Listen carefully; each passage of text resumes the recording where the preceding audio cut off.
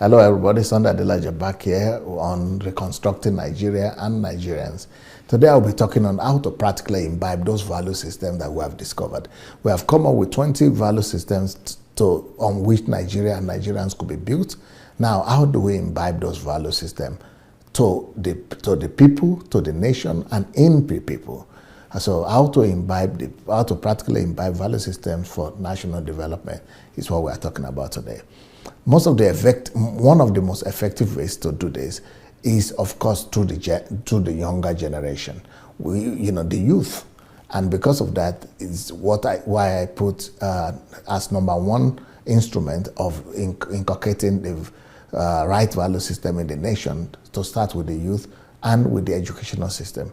If we could start with the educational system, it is very, very effective because most of the youth spend most of their lives in schools.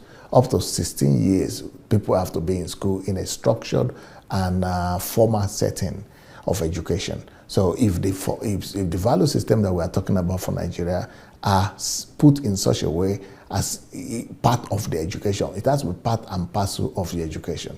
If we succeed in putting these great values, these great ideas, these great virtues as part and parcel of the educational system, then we'll be able to create a new form of people. We can create a new people, a new generation of people, a new Nigerians that will be in accordance with these values that we are talking about. Nigerians that will be known by their love, Nigerians that will be known by their virtues, Nigerians that will be known by their qualities rather than by the vices that we right now know Nigerians for. So, because what do people do in school right now? We just teach them education and how to get cognitive education. But cognitive education to learn to read and write is not enough where our country is right now, because the school is the best place to shape the mind of people, to be able to adjust the psyche of an average citizen. And if we do that, they will come out of that school and carry those values forward. So apart from giving our people just cognitive and intellectual mastery, we need to begin to set up our schools in such a way that it will also include acquisition of skills acquisition, and entrepreneurial orientation. So those are some of the things that we need to include in our value system, in our educational system. So in educational system must include what we have right now, cognitive and intellectual mastery, but we must also rearrange our educational system to include skill acquisition and entrepreneurial orientation. But that is even not enough. What is even most important is good character formation. That is where the issues of values come to being right now. We need to be able to bring in values. We need to inculcate character formation, value formation, and into the system, to the school curriculum, so that we'll be able to be sure of the kind of people that we are raising as a society. People who will promote and uphold values and ethics wherever they find themselves in life. So apart from education, we could also use media. Media is another way to inculcate and cement the values of the society in individuals. Media is supposed to be the top advocate for national values. But the way Nigeria is right now, the media are on their own. Everybody is just making money and doing their own business or pursuing their own political interests. And that is sad. The government must make sure that the media signs some documents or contract with the government that they are supposed to propagate these 20 values, and that in whatsoever they do, they will find a way to inculcate the values in them. If they don't do that, then the influence that will be coming from media is just what we have today. It will be egocentric, it will be humiliating, depreciating, and it will be focalless and visionless. Because the media has the capacity not just to influence, but to shape people's perceptions and behaviors.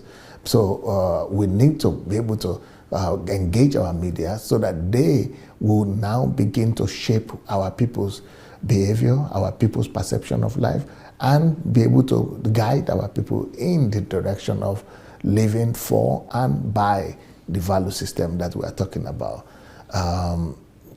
The influence of mass media is difficult to calculate, and it is universal. So if we need Nigerians to change, if we want to build a new Nigeria, we need the service of mass media.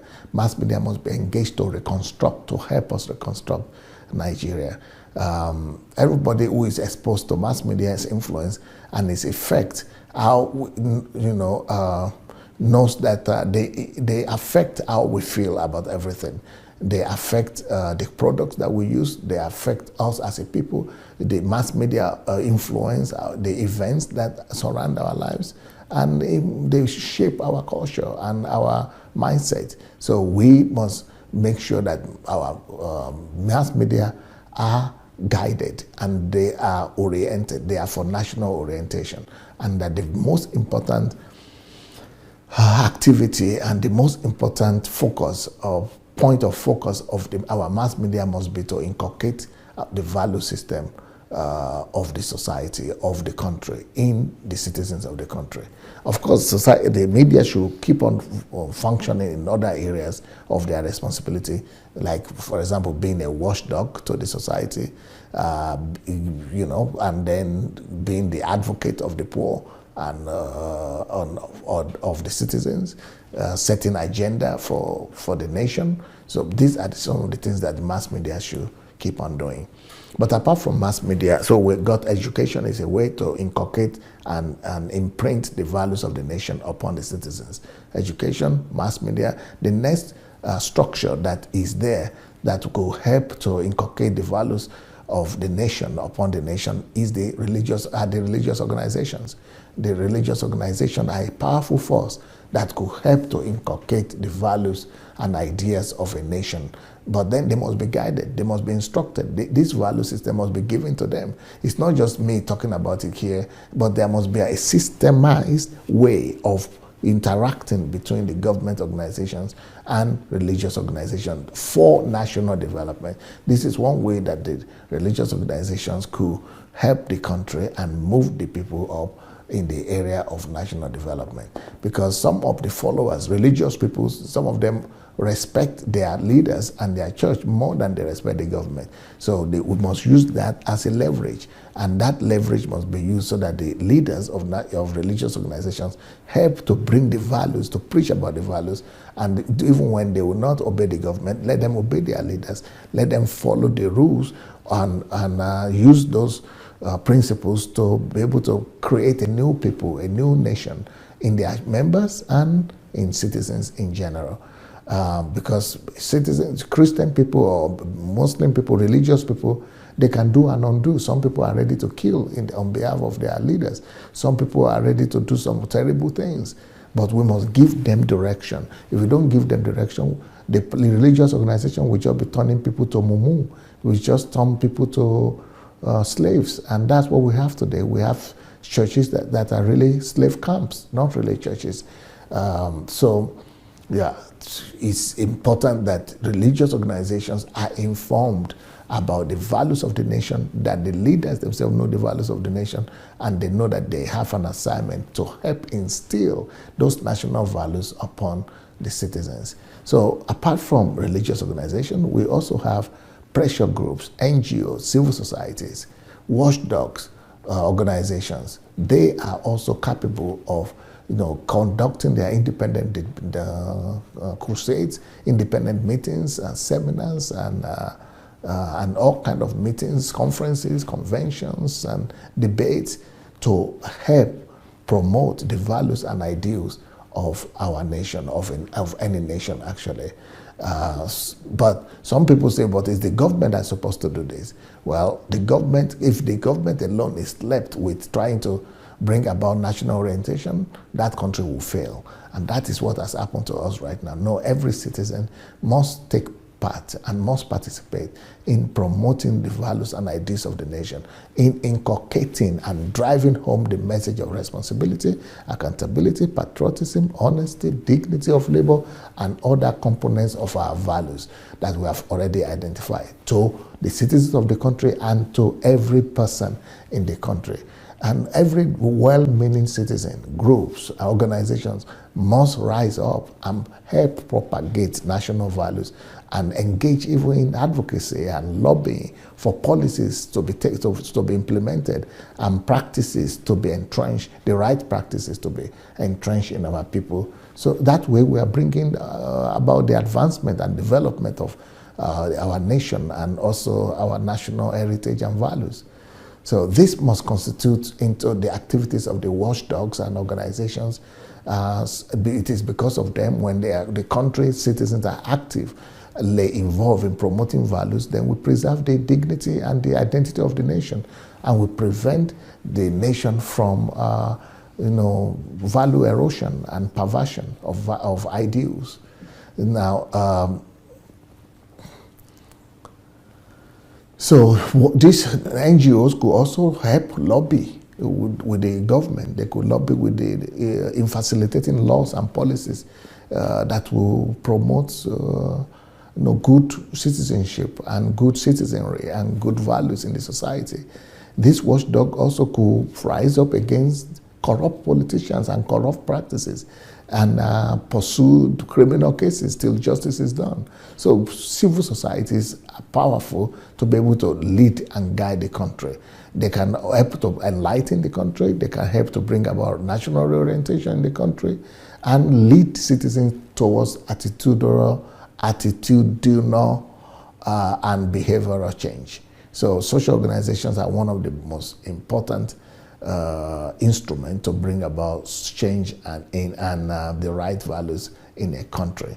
And they could provide voice for the voiceless. They could provide protection and safeguard for the whistleblowers. They themselves could act as whistleblowers. So there are a lot of ways that ordinary citizens can bring about national development, especially in the area of values and virtues.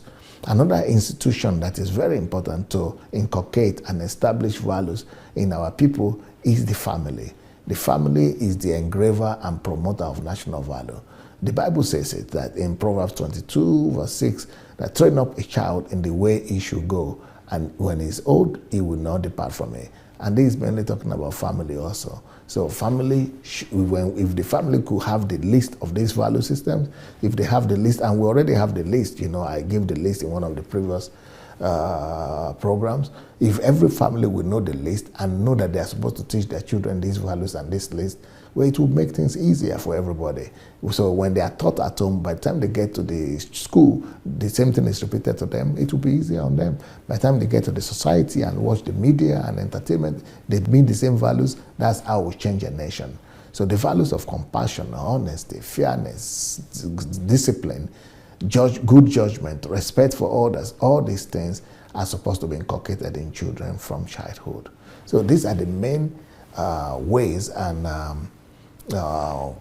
methods of bringing about social values and virtues to the society to make sure that they become part and parcel of the nation and each citizen. For the love of God, church and nation. Peace.